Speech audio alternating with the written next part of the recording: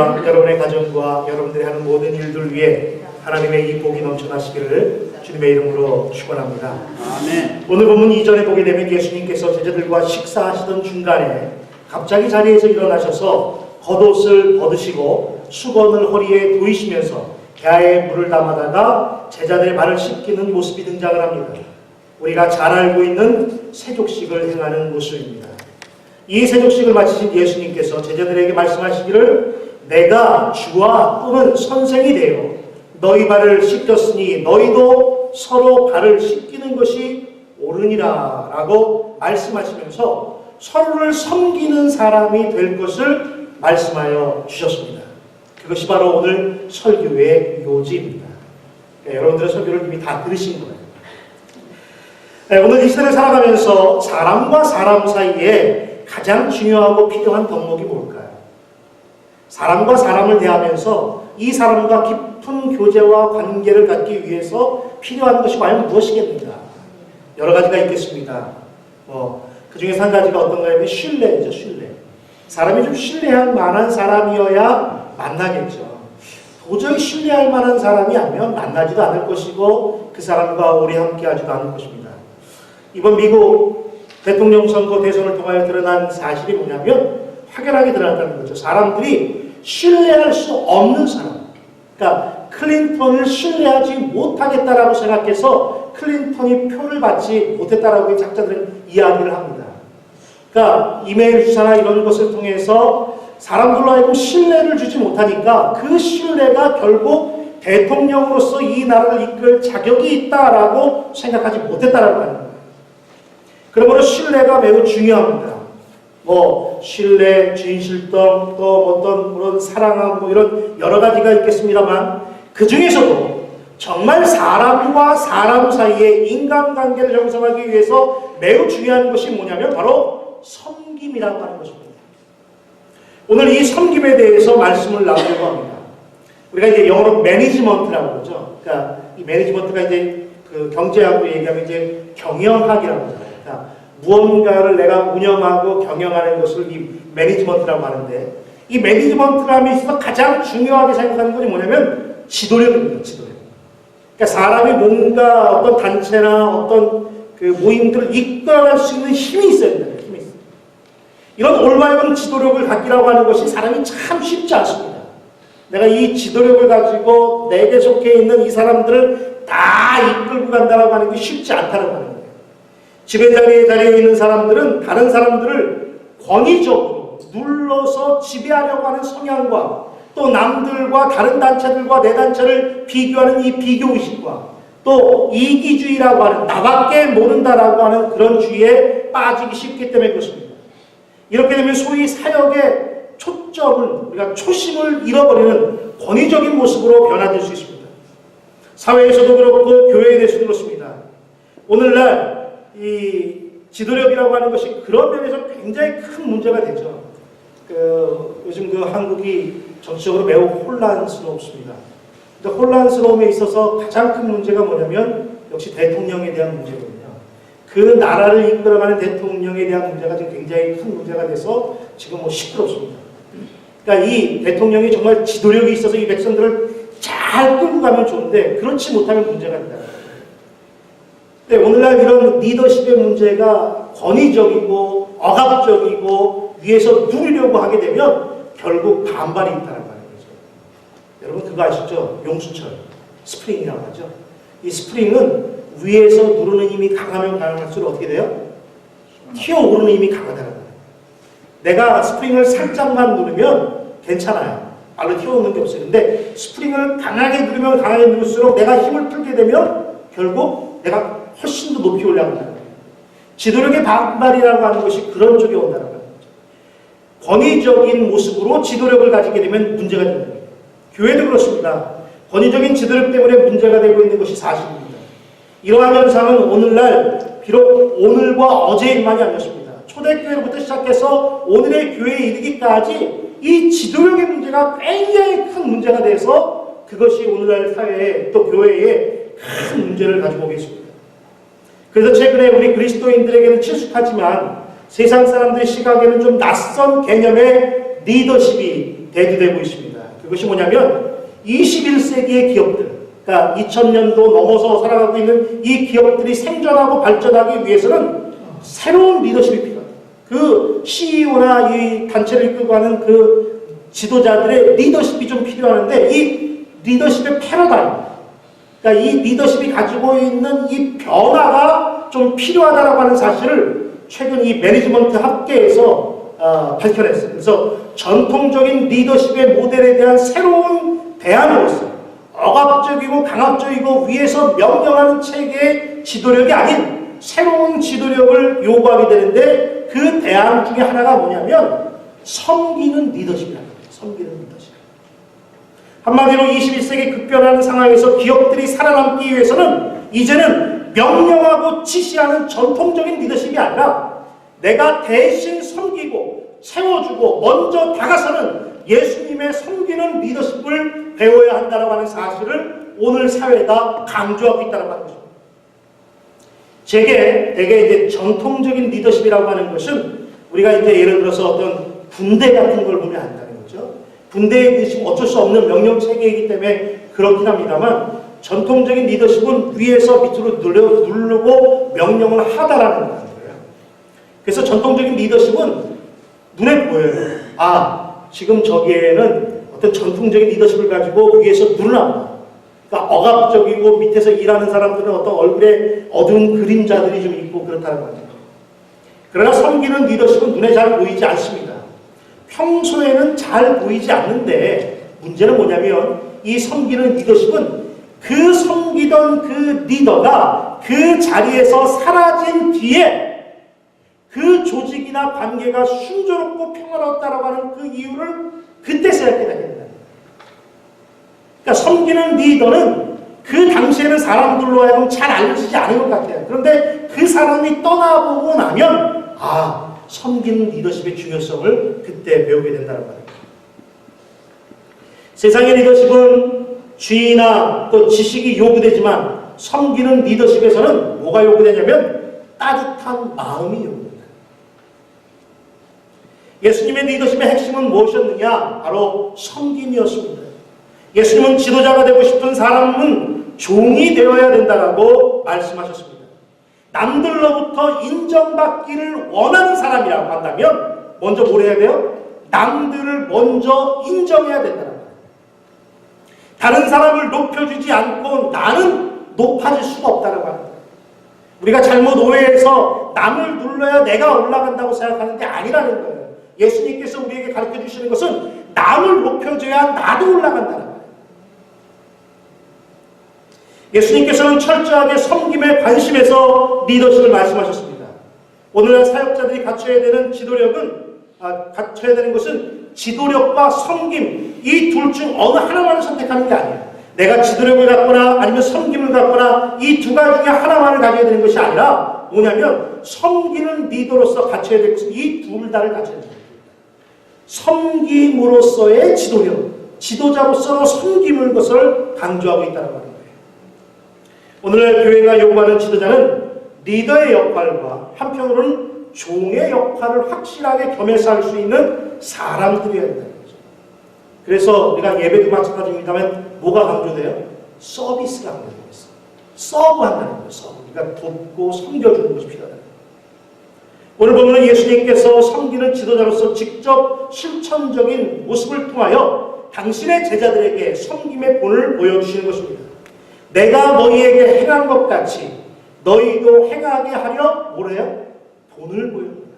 예수님께서 반드시 것은 제자들을 사랑하는 그 마음뿐만 아니라 그 모습들을 보고 제자들도 그렇게 서로 섬기는 사람이 되도록 하기 위하여 예수님께서 모델이 되셨다라고 하는 거예요. 제자들에게 말씀만으로 아니라 행동으로서 실천하고 본을 보여주시는 제자들에게 실천을 강조하신 것입니다. 예수님께서 이렇게 섬김의 행동과 본을 보여주신 것은 다분히 좀 의도적인 면이 좀 강했습니다. 성경의 내용들을 보게 되면 예수님께서 일부러 좀 그러셨다고 하는 거예요. 제자들에게 보이시기 위해서. 여러분, 이 세족식이 거행되고 있는 이 만찬의 자리는 이미 섬김의 모습이 사라졌기 때문에 그렇습니다. 섬김의 모습이 전혀 보이지 않고 있는 자리이기 때문에 예수님께서 일부러 본을 보여주셨다는 거예요. 오늘 본문이 요한복음에는 나오지 않습니다만 이 식사 자리에 대해서 언급하고 있는 또 다른 성경인 누가복음 22장 24절 이하에 보게 되면 어떤 일이 벌어졌냐면 이 만찬 식사하는 자리에 식사하기 전에 그들 가운데 일이 벌어졌다는 거예요. 그 일이 뭐냐면 누가복음 22장 24절에 이야기하게 되면 저희 중에 어떤 사람들이 누가 더 큰가? 내가 더 높은 사람이다. 내가 예수님께 더 가까운 사람이다. 이것 때문에 자기들끼리 서로 다투고 싸웠던 그 모습이 성경에 기록되어 있습니다. 이 식사 자리에서 서로 내가 먹다, 아니다, 내가 먹다 하면서 싸움하고 있었던 것으로 나타나고 있다는 거예요. 마태복음 20장 20절 이하에도 보게 되면 세베대의 아들의 어머니가 자신의 두 아들, 곧 야고보와 요한을 예수님 앞에 데리고 와서 예수님, 내가 간청하는 게 있는데, 내 바람이 있는데 예수님께서 하늘나라에 올라가시면 내 이 두 아들을 예수님의 좌편과 우편에 앉게 해달라고 부탁을 했습니다. 그거를 쳐다보고 있던 제자들이 화가 났어요. 야고보와 요한만 예수님의 제자 중에서 예수님의 가장 가까운 데 있고 우리는 뭐 아니냐. 그래서 서로 그것 때문에 자기들끼리 다투고 네가 높네 내가 높네 네가 예수님하고 가깝네 아니네 뭐 이런 이야기들 때문에 서로 다투면서 제자들끼리 서로 원망하고 불평하는 모습들이 있어 왔다는 거예요. 그리고 또 한 가지 재미난 사실은 유대의 한습에 이야기되면 손님이 자기 집으로 들어올 때 가장 먼저 하는 일이 뭐냐면 집주인은 자기 집에 있는 종으로 하여금 그 손님의 발을 씻겨주는 것이 손님에 대한 최고의 예우입니다. 제가 이제 그 다큐멘터리 같은 걸 좋아하는데 여행 다큐멘터리 같은 걸 좋아해요. 근데 이제 걸어서 세계 속이라고 하는 그 다큐멘터리가 있는데 거기에 요번에 이제 나온 게 뭐냐면 예루살렘에 대한 그 다큐멘터리가 나왔어요. 그래서 제가 관심을 갖고 보는데 이 예루살렘 같은 경우나 또 오늘 이제 우리 애리조나 같은 경우는 바람이 좀 불면 좀 먼지가 있잖아요. 그러니까 사람들이 고대의 그 팔레스타인 지방에 살던 사람들이 오늘날과 같은 구두나 이런 신발을 신는 게 아니라 대부분 뭘 신냐면 샌들을 신습니다. 그러니까 우리도 이제 더우면 여름 때 이제 샌들 신잖아요. 근데 그런 게 뭐가 문제냐면 바깥에 한번 나갔다 오면 발에 먼지가 가득하더라고요. 그러니까 남의 집에 들어갈 때 이 먼지를 묻은 신발 신고 그 발 그대로 들어갈 수 없으니까 손님이 자기 집에 오면 그 손님으로 하여금 이 발을 깨끗하게 씻고 자기 집으로 들어올 수 있도록 자기 집에서 제일 하인을 시켜서 손님에게 가서 그 발을 씻어주도록 해요. 그러면 그 사람이 발을 씻고 깨끗한 모습으로 이제 들어가는 거죠. 재미난 얘기 하나 할까요? 저는 이제 발에 좀 무좀이 좀 있습니다. 그래서 이 발을 어디다 좀 내밀기가 좀 죄송스럽고 미안해요. 근데 저만 그랬으면 좋은데 우리 막내 아들이 제가 무좀은 아닌데 이게 운동화를 어떻게 신는지 나갔다가 들어오면 이렇게 발냄새가 좀 나요. 근데 이 녀석이 꼭 양말을 신은 채로 그렇게 자꾸 돌아다녀요. 그러니까 발자국 찍히는 데마다 냄새가 나요. 제가 항상 그러죠. 들어오고 나면 제일 먼저 해야 되는 게 뭐냐면 발 좀 씻으라고. 좀 그래야 좀 찍히고 이 녀석이 만약에 제 서재에 가서 발을 찍고 다니잖아요. 그러면 어디서 자꾸 이상한 냄새가 나요. 이렇게 제 발 냄새는 아닌데 제가 발을 갖다 찍고 간 거예요. 좀 그래서 이제 그런 모습들이 있다 보니까 좀 깨끗하게 씻어야 되는데 이스라엘 사회의 문화가 그렇더라고요. 손님이 오면 그렇게 씻겨야 되는 거예요.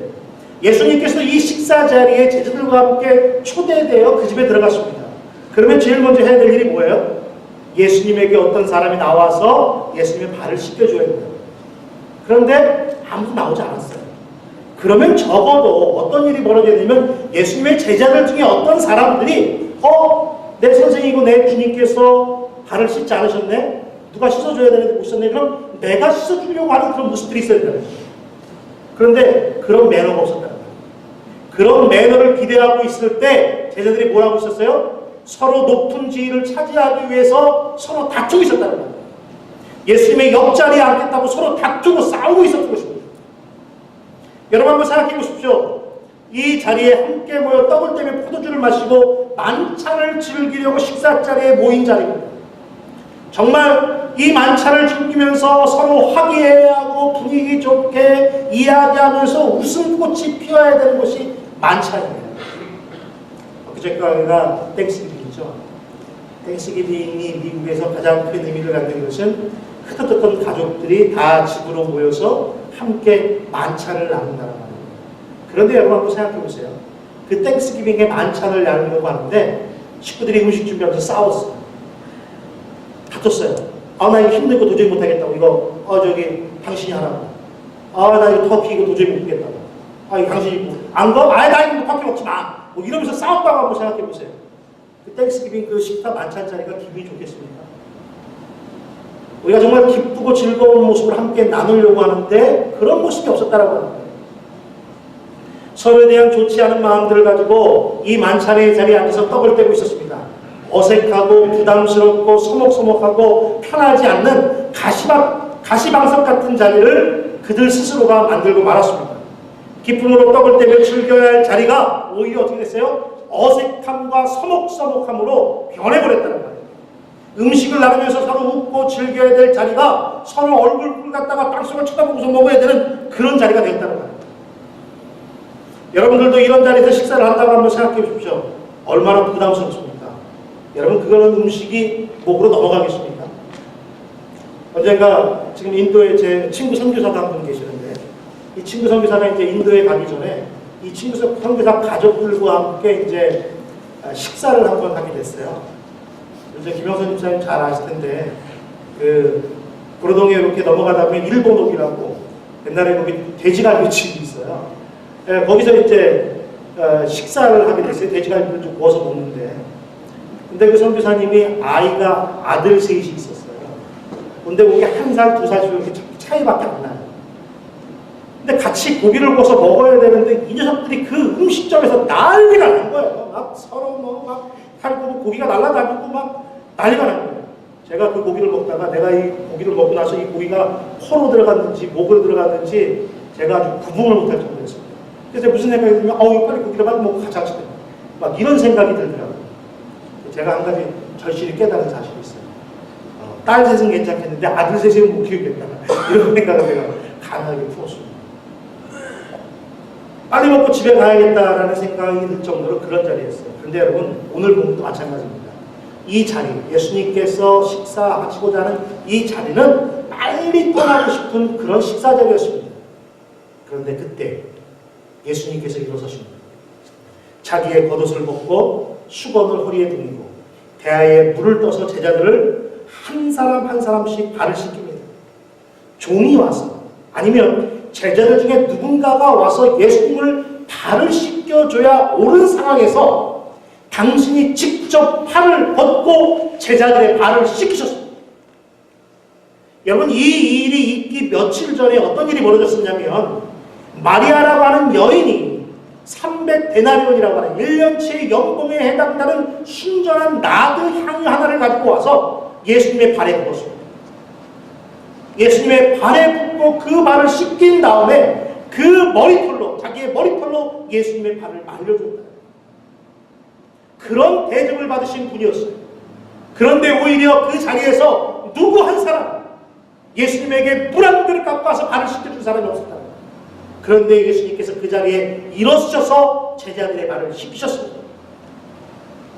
적어도 그 여인과 같은 모습을 기대하지 않더라도 누군가 물로 예수님의 발을 씻겨야 되는데 그것도 아니고 오히려 발을 씻기기는커녕 서로 누가 높은 자리를 가지고 누구가 높은 자리에 앉을 것인가 가지고 싸우고 어색한 자리로 서먹서먹한 만찬의 자리를 만들고 모았습니다. 예수님께서는 이런 자리에서 일어나서 당신이 손수 제자들의 발을 씻김으로 사람을 섬기고 높이고 귀히 여기는 사랑의 모습이 무엇인가 하는 것을 보여주시는 것입니다. 우리는 이 시간 당신의 제자들을 당신의 백성을 사랑하시는 예수님의 모습을 볼 수 있습니다. 그런데요 요한복음 13장 1절에 보면 이 본문이 시작하는 가장 첫 번째 본문 1절에 보게 되면 뭐라고 기록되어 있냐면 요한은 당시 예수님의 이러한 모습을 보면서 이러한 예수님의 마음을 보면서 이렇게 기록하고 있습니다. 6월절 전에 예수께서 자기가 세상을 떠나 아버지께로 돌아가실 줄을 아시고 세상에 있는 자기의 사람들을 사랑하시되 끝까지 사랑하시고 예수님께서 왜 제자들의 발을 씻기셨는가? 그것은 사랑하기 때문이었다. 요한은 그것을 봤습니다. 요한은 예수님이 발을 씻기시는 그 모습 속에서 무엇을 봤냐면 선생이 오히려 제자들의 발을 씻기면서 사랑하는, 제자들을 사랑하는 그 예수님의 마음을 그가 그곳에서 보았다는 겁니다. 예수님께서는 사랑하는 그 마음으로 그들을 대하실 때 그 사랑의 표현은 그들의 발을 손수 씻기시는 섬김의 모습으로 나타난 것입니다. 그리고 이 사랑의 가장 극치, 섬김의 극치는 바로 십자가에 죽기까지 당신의 백성들을 사랑하시는 그 십자가의 사랑. 그 사랑이 바로 예수님의 사랑입니다. 죽기까지 당신의 백성들을 사랑하시고 섬기신 예수님이십니다. 이런 예수님을 가리켜 빌립보서 2장 6절에는 이렇게 말씀하고 있습니다. 그는 근본 하나님의 본체시나 하나님과 동등됨을 취할 것으로 여기지 아니하시고 오히려 자기를 비워 종의 형체를 가져 사람들과 같이 되어 사람의 모양으로 나타나셨음에 자기를 낮추시고 죽기까지 복종하셨으니 곧 십자가에 죽으십니다. 이러므로 하나님이 그를 지극히 높여 모든 이름 위에 뛰어난 이름을 주사 하늘에 있는 자들과 땅에 있는 자들과 땅 아래에 있는 자들로 모든 무릎을 예수의 이름 앞에 꿇게 하시고 모든 입으로 예수 그리스도를 주라 시인하여 하나님 아버지께 영광을 돌리게 하셨느니라. 아멘. 예수님의 이런 낮아지심과 섬김이 결국 예수님을 주로 시인할 수밖에 없도록 만드셨다라고 말씀하신 것입니다. 낮아지고 종으로 섬기면 결국 하나님께서 어떻게 하십니까? 높여주신다라고 하는 것입니다. 세상에서 높아지려고 하면 어떻게 합니까? 남을 깎아내리고 남을 짓밟고 올라서야 내가 올라설 수 있습니다. 남을 깎아내려야만 내가 높아진다고 생각합니다. 오늘날 우리는 이런 강한 자만 살아남는 정글의 법칙 속에 우리는 살아가고 있습니다. 과거 우리나라 대한민국은 조그만 땅덩어리에서 우리가 어떻게 해야 잘 살 수 있겠는가? 잘 살 수 있는 길은 딱 하나밖에 없다 가르쳤습니다. 부지런한 자만이 살아남는다라고 하는 것입니다. 예, 부지런한 것은 좋은 것입니다. 그러나 그 부지런함을 남을 쓰러뜨리고 밟고 서야 높아지고 승리할 수 있다는 것으로 잘못 가르쳤다는 거예요.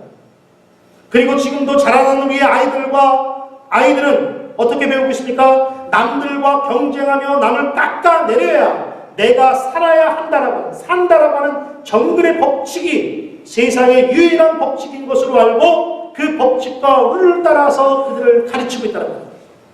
학교에서 좋은 점수를 받기 위해서는 옆에 있는 친구와 같이 싸워야 됩니다. 옆에 있는 친구와 똑같이 좋은 점수를 받을 수 없어요. 내가 대학에 들어가기 위해서는 커트라인이라는 게 있고 대학에 문이 좁으니까 얘를 떨어지고 내가 올라가야 된다. 이런 생각이라는 거예요. 내 점수보다 앞에 있는 친구를, 내 점수보다 위에 있는 친구를 내가 끌어내려야만 내가 올라간다는 거예요. 그래야 좋은 점수를 받을 수 있다고 생각합니다. 아이들뿐만이 아닙니다. 우리도 마찬가지입니다. 좋은 직장에 취업하기 위해서는 다른 경쟁자들을 꺾어야 합니다. 장사를 해도 다른 사람들은 안 돼야 되고 내가 잘 돼야 된다고 생각합니다. 다른 가게 손님들을 내가 데리고 와야 내가 살 수 있다고 생각합니다. 그러면서 마음속에 무슨 생각이 들어요? 똑같은 업종인데 저쪽 집이 잘 되면 어떻게 해요? 저 사람들은 어떻게 했는지 빼앗아 가야 된다고 생각합니다.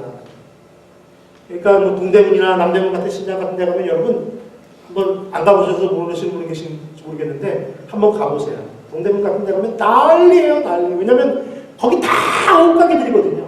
옷가게들인데 사람들이 자기 집에 와서 남의 집에 가서 사게 되면 자기 걸 안 사게 되니까 서로 뭔 일을 해요. 어떻게 해서든지 소리 높여서 그 사람을 뺏어오기 위해서 올라 이거 한다라고 하는데 그래서 사람들을 자기 가게로 불러들여야 돼. 남의 손님을 뺏어야 내가 잘 살 수 있다고 생각합니다. 다른 가게에서 뭔가 좀 잘 싸게 팔리면 그 옆에다 똑같은 가게를 내고 조금 더 싼 가격이 팔아야 옆에 가게를 이겨야 된다고 생각합니다. 교회 또한 마찬가지입니다. 다른 교회의 불행이 우리 교회의 행복이 된다고 생각합니다. 특히 예배조나가 더더욱 그런 것 같습니다. 그러나 예수님의 가르침은 이것과는 전혀 다른 것입니다. 남을 높이고 남을 세우고 남을 앞세울 때 그때 어떻게 돼요? 내가 높아지는 거예요. 내가 높아지기를 원하면 남을 더 높여주어야 합니다. 내가 정말 높아지기를 원하면 남을 정말 높여줘야 내가 높아진다는 거예요. 근데 내가 내려가는 게 아니라 내가 높아진다는 거예요. 내가 앞서고 싶으면 다른 사람들을 내 앞에 세워 내가 일어서기를 원하면 남을 세워줘야 합니다. 교회도 마찬가지입니다. 우리 교회가 잘 되려면 다른 교회를 세워줘야 합니다. 아리조나에 있는 한인교회를 세워줘야 우리 교회가 제대로 서게 된다고 하는 거예요. 여러분들이 저를 세워주시려면, 또 우리 송목사님을 세워주시려면 이 자리에 있는, 이 지역에 있는 다른 목회하시는 목사님들을 세워주고 섬겨줘야, 그래야 우리 송목사님과 제가 잘 된다고 합니다. 여러분, 오늘 이 말씀을 마음에 새기시기 바랍니다. 예수님께서 뭐라고 말씀하셨느냐? 내가 주와 또는 선생이 되어 너희 발을 씻겼으니 너희도 서로 발을 씻기는 것이 옳으니라. 예수님께서 오늘 말씀을 통하여 이 시대를 살아가는 우리와 교회를 향하여 예수님께서 제자들의 발을 씻기시고 섬기셨던 것처럼 우리들도 다른 사람들의 발을 씻기는 것과 같은 섬기는 종이 되어야 됨을 우리에게 말씀하시는 겁니다. 그런데 여러분, 여기에는 매우 중요한 원리가 있습니다. 그것은 마음에 없는 행동만을 요구하지 않는다라고 하는 거예요. 이런 거죠. 우리가 속으로는 미워하면서 겉으로는 그렇지 않은 척 우리가 행동할 수 있어요. 다른 사람들에게 웃으면서 속으로는 찡그릴 수 있다라고 하는 거예요. 겉과 속이 다르게 행동할 수 있습니다. 이런 걸 뭐라 그래요? 립 서비스 하는 거죠. 겉으로는 참 막한데 실제로는 그렇지 않을 수 있다라고 합니다. 말로는 세워주는 것 같고 말로는 앞세우는 것 같지만 실제로 그 마음속에서는 세워주고 앞세워주고 싶은 마음이 전혀 없을 수 있다라고 하는 것입니다. 이처럼 마음이 담기지 않는 겉모양만으로는 안 된다라고 하는 거예요. 섬김은. 예수님께서 제자들에게 행하신 세족식은 제자들을 사랑하시는 지극한 예수님의 사랑의 행동이었습니다. 자기 사람들을 사랑하시되 끝까지 사랑하십니다. 그러므로 우리가 남을 세워주고 섬기는 이 섬김은 철저하게 사랑으로 무장되어 있지 않으면 안 됩니다. 다시 말하면 우리가 남을 섬길 때 겉모양만이 아니라 마음까지 섬기는 섬김의 자세로 남을 세우고 섬겨주어야 합니다. 저는 우리 은혜교회가 이런 교회가 되기를 소망합니다. 새롭게 시작하는 저와 여러분들이 이러한 섬김의 마음과 자세로 남을 세워주고 채워주고 높여주는 교회와 성도님들이 되시기를 바랍니다. 예수님께서 행하셨던 이 섬김이 바로 우리 모두의 마음이요 모습이 되기를 주님의 이름으로 축원합니다. 이 마음이 권위적인 모습으로 높아지기를 원하는 마음으로 변화되지 않기를 바랍니다. 여러분, 그 한자 석고 중에 초지일관이라고 하는 말이 있습니다. 처음 가졌던 그 마음이 변치 않는 거예요. 우리 교회가 처음 시작하면서 이 섬김의 마음을 가졌으면 우리가 쭉 섬김의 모습으로 살아가는 교회가 되기를 소망한다는 말이죠. 우리 교회를 방문하는 모든 사람들에게 우리 교회는 이러한 마음으로 섬기는 교회가 되기를 바랍니다. 우리 교회를 기억하는 모든 사람들이 은혜교회 그러면 그 교회는 높여주고 세워주고 섬기는 교회, 나는 교회로 기억될 수 있기를 바랍니다. 목사가 교인들을 섬기고 재직들이 평신도를 섬기고 교사가 학생들을 섬기고 그 밖에 모든 사역자가 평신도들을 섬기는 그런 교회가 되기를 바랍니다. 여러분 혹시 청개구리 아시죠? 청개구리. 어제 아침에 집에서 이제 말씀을 준비하는데 날씨가 좀 비가 오는 것처럼 많이 흐리더라고요. 그렇지 않아도 청개구리 이야기를 해야 되는데 날씨가 흐려서 혹시라도 비가 오면 이 청개구리가 또 많이 울겠구나 이런 생각을 하면서 이야기를 하는데, 여러분 왜 청개구리가 비가 오면 울죠? 학생들은 잘 모를 텐데 청개구리가 왜 비가 오면 울어요? 엄마 무덤 떠나갈까? 네, 엄마 무덤이 떠나갈까봐 울죠. 청개구리가 어떤 청개구리입니까? 엄마 말을 키도 안 들어요. 엄마가 이거 되라면 저거 타고 오른쪽으로 가라면 왼쪽으로 가고 맨날 반대로 하니까 엄마가 죽을 때쯤 돼서 아들한테 유언을 하죠. 내가 아들한테 나를 산에다 묻어줘. 그러면 분명히 아들이 강가에 묻어줄 것 같으니까 거꾸로 얘기하죠. 나 강에다 묻어줘. 그랬더니 청개구리가 어떻게 해요? 늘 엄마 말은 잘 안 듣다가도 엄마 마지막 말은 내가 들어야겠다 생각해가지고 어떡합니까? 엄마를 강가에다 묻어줬어요. 비가 오니까 강이 불어나면서 엄마 무덤이 떠나갈까봐 그것 때문에 매일같이 울었다고 얘기하잖아요. 여러분, 이 이야기가 주는 교훈이 무엇입니까? 청개구리도 엄마의 유언을 들어준다는 거예요. 늘 말 안 듣던 청개구리도 엄마가 말하는 마지막 말은 들어준다는 거예요. 하물며 믿음의 성도들이라고 하면 당연히 청개구리와는 달라야 되는 거 아니겠습니까? 여러분, 우리는 청개구리와는 다른 주님의 자녀입니다. 예수님을 주로 선생으로 믿고 따르는 사람들입니다. 그런데 예수님께서 우리들에게 말씀하시기를 뭐라고 해요? 내가 주와 선생이 대해서 이렇게 했으니까 너희도 이와 같이 하라 그러잖아요. 우리가 그 말씀을 듣고 우리는 청개구리가 돼서 안 하겠다가 아니라 우리도 그와 같이 해야죠. 청개구리도 예수님의 엄마의 마지막 말은 들어주는데 우리가 주님의 말씀을 따르지 않으면 우리는 청개구리보다 못한 사람들이 됩니다. 너희도 해라라고 주님이 말씀하신 걸 따라서 섬김을 실천하는 저와 여러분들이 되어야 하는 줄로 압니다. 인도의 어머니라고 불리는 마더 테레사 수녀가 미국을 방문했다가 미국 국회에서 연설할 기회가 생겼습니다. 워낙 유명한 분이고 헌신적인 삶으로 봉사하는 모습으로 남을 섬기는 것을 잘 알기 때문에 미국 국회에서 연설을 해달라고 부탁했어요. 이 테레사 수녀가 던진 마지막 말은 참석한 모든 사람들의 영혼을 전율시키고 그 마더 테레사 수녀가 마지막 말할 때에 사람들이 박수조차 치지 못했다는 거예요. 너무나 큰 감동을 받았어요.